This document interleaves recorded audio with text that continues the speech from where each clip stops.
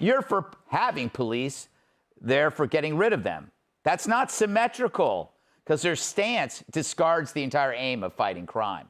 Binary opposition works fine when the two things actually live in the same neighborhood.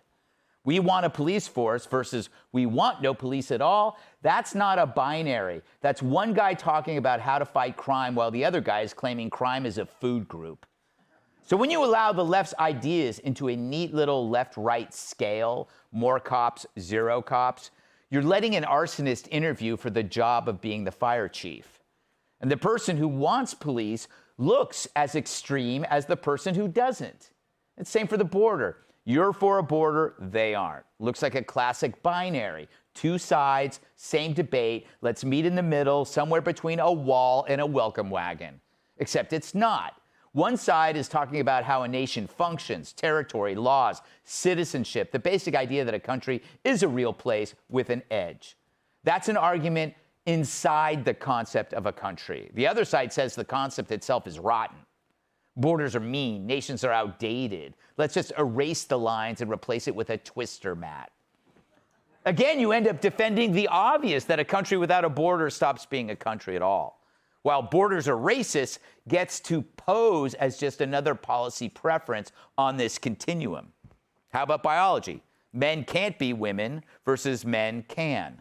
It sounds like a clean binary, right? Two teams, same field, pick a side.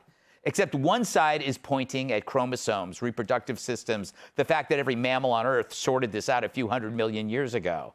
That's an argument inside the category of sex.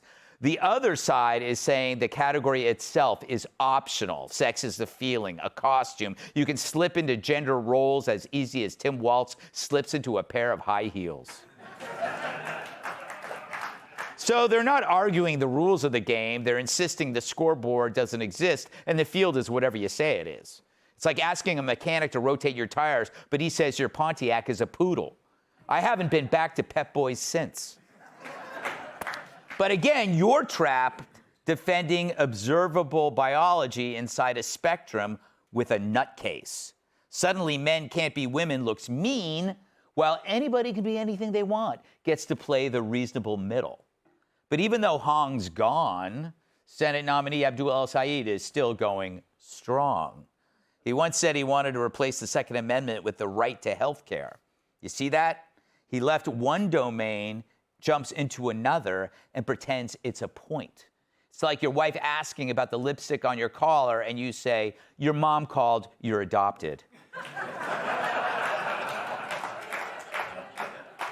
So look, reasonable people can argue what's best for this country. But when one side cheers death to America, you're not arguing about the same thing. You're surrendering to the forces that want to tear it apart. Be sure to like and subscribe for all the Fox News latest on YouTube and catch full shows streaming now on Fox One.